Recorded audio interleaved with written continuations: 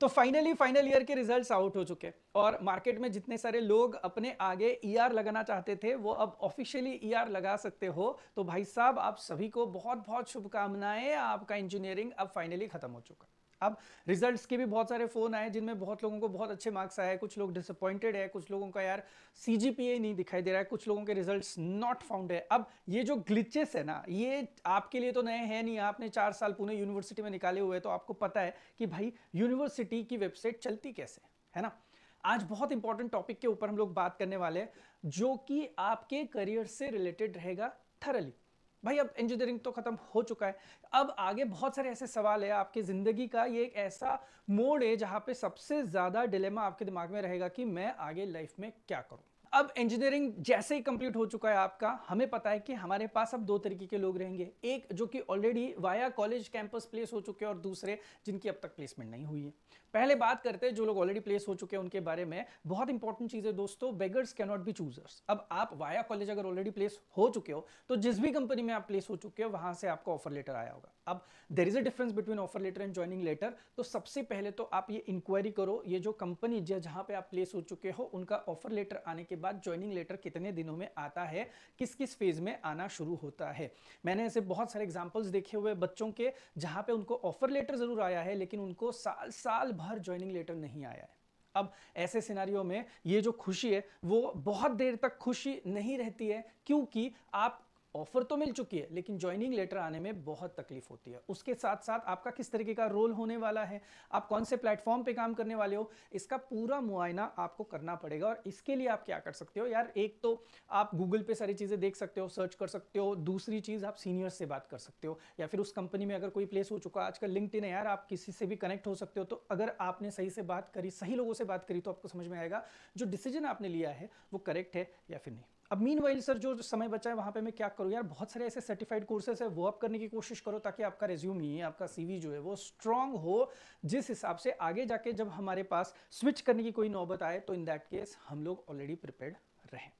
अब प्लेस होने के बाद भी कुछ लोगों की इच्छा होती है कि सर मुझे पोस्ट ग्रेजुएशन करना है, या फिर मुझे एमबीए करना था, या फिर मुझे एमएस करने के लिए बाहर जाना था। तो मैं आपको बता दूं, सबसे पहला मेरा इसके लिए आपको क्वेश्चन रहेगा कि क्या आपने ये जो पीजी करना है ये पहले से डिसाइड करके रखा था। तो अगर आपने थर्ड ईयर या फिर फाइनल ईयर से भी प्रिपरेशन करी होगी तो अब आगे जाके आप एग्जाम्स दे सकते हो। कोई भी कंपनी में आपने जॉब लेने के बाद अगर आपने 1 साल 2 साल का एक्सपीरियंस लिया तो उसके बाद भी आप एमबीए बहुत तरीके से कर सकते हो। रादर जो आईएम्स रहते हैं वो देखते हैं कि आपको पहले से कुछ एक्सपीरियंस है कि नहीं। अगर आपको एक्सपीरियंस है तो आपकी पॉसिबिलिटी, प्रोबेबिलिटी जो है वो बढ़ जाती है आईएम्स में सिलेक्ट होने की। तो कुछ ऐसी छोटी छोटी चीजें होती है जिनके बारे में आप जानकारी ले सकते हो। आप ना लोगों के साथ, मतलब आपकी सोशल स्किल्स जो है वो आपको बढ़ानी पड़ेगी। लोगों के साथ हमेशा बात करते रहना चाहिए कि भाई क्या चल रहा है, किस हिसाब से चल रहा है, मार्केट क्या कह रहा है।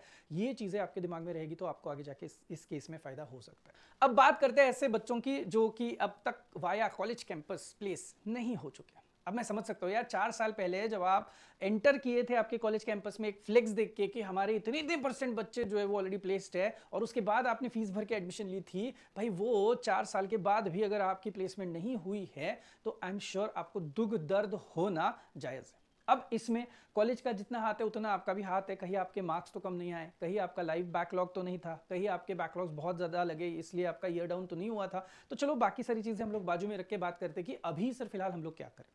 यार बहुत डिलेमा में आप हो कि अभी मैं प्लेसमेंट के लिए ट्राई करूं या फिर समय बहुत बचा है तो मैं पोस्ट ग्रेजुएशन के लिए जाऊं, कोई सर्टिफाइड कोर्सेज करूं, या फिर मेरे दिमाग में कोई स्टार्टअप का आइडिया जो कि बहुत अच्छा है, किसी के साथ मैं फंड्स के लिए किसी के साथ बात करूं, या फिर फैमिली का बिजनेस चलते आया है वो बिजनेस में कंटिन्यू करूं, या फिर फुल एंड फाइनल भाई मैं बहुत अच्छा एक्टर हूं, मैं बहुत अच्छा इंटरेस्ट है मेरा फोटोग्राफी में। तो ऐसे जो लोग जो पैशनेट है किन्हीं चीज़ों के लिए, तो उन लोगों को बहुत सारे ख्याल आते होंगे कि मैं अब करूं तो क्या करूं। देखो दोस्तों मैं बताता हूँ, आप लोग अगर प्लेसमेंट के लिए ट्राई करना चाहते हो तो अभी बहुत सारे ऐसे बच्चे जो ऑलरेडी प्लेसमेंट के लिए ट्राई कर रहे हैं, आपको पता है कुछ बेसिक बेसिक उसके नुस्खे रहते हैं जो कि आपको ध्यान में रखने हैं। जैसे कि यार आपका टेक्निकल राउंड में एक इन जनरल कौन से तरीके के क्वेश्चंस पूछे जाते हैं, आपके सर्टिफाइड कोर्सेज कितने हो चुके हैं, साथ ही साथ आपने एप्टीट्यूड की प्रिपरेशन कितनी कराई है, आपका कम्युनिकेशन स्किल्स कैसा है।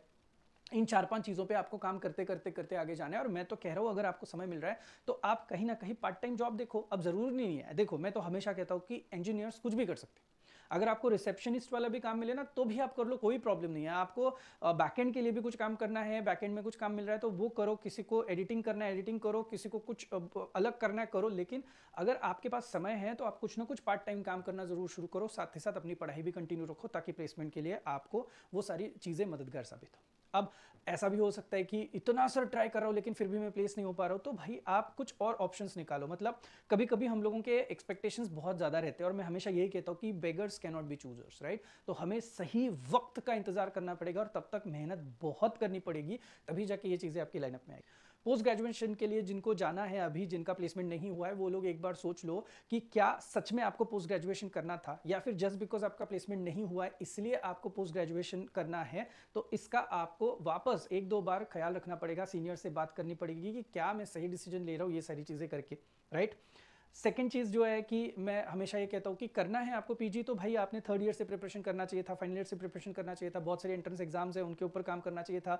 बीई हो, बीटेक हो, एमएस हो, आप एमबीए हो, कुछ भी आपको करना है तो आपके लिए मार्केट ओपन था। बस यही है कि प्लेसमेंट वाला जो सिनेरियो है उसको किस तरीके से क्रैक करना है, इसके बारे में सबसे प्रायोरिटी से आपको सोचना बहुत ज़्यादा ज़रूरी है। आप में से कुछ लोग हैं जो बहुत अच्छे अच्छे स्टार्टअप के आइडियाज़ लेके आते हैं, कभी कभी मैसेजेस में भी बता देते हैं कि क्या कर रहे हो, क्या दिमाग में चल रहा है। I am not talking about कि मेरे को चाय का ठेला डालना है, फिर पानीपुरी की गाड़ी जो है वो मेरे को खड़ी करनी है। इट इज़ अबाउट कि ऐसा क्या कॉन्क्रीट है जो कि आप कर सकते हो। आई एम नॉट सेइंग कि वो नहीं करना चाहिए, वो तो आप करो ही अगर आपके पास कुछ एक्स्ट्रा मनी पड़ा हुआ है तो।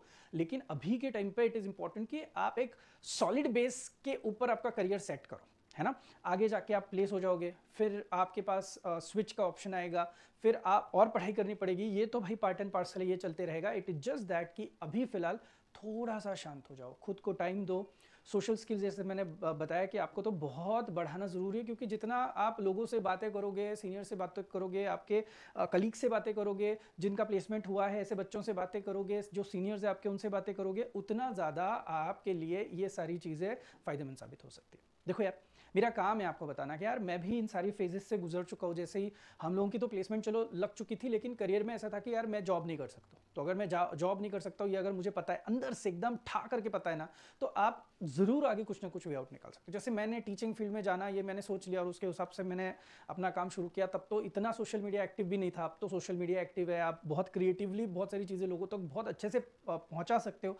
तो थिंक और इट चीज़ों के ऊपर, और आपको बहुत स्ट्रांग रहना पड़ेगा। ऐसे नहीं कि यार थोड़ा सा किया फिर मूड चला गया, फिर और थोड़ा सा करता हूँ, फिर मूड चला गया, फिर और थोड़ा सा करता हूँ, मूड चला गया। ये मूड वाली चीज़ें अब आप छोड़ दो, वो हो गया। अब इंजीनियरिंग में थे तब तक चलता था, लेकिन अब जब आप रियल लाइफ में एंटर कर रहे हो तो आपकी जो प्रॉब्लम्स है वो कोई स्पेसिफिकली नंबर ऑफ मार्क्स के लिए नहीं आएंगे। आपके जो प्रॉब्लम्स रहेंगे वो हो सकता है बहुत बड़े हो, या फिर हो सकता है चुटकी में सॉल्व हो। तो इसको जज करना भी आपको सीखना पड़ेगा, तब जाके आप आगे बढ़ सकते हो दोस्तों।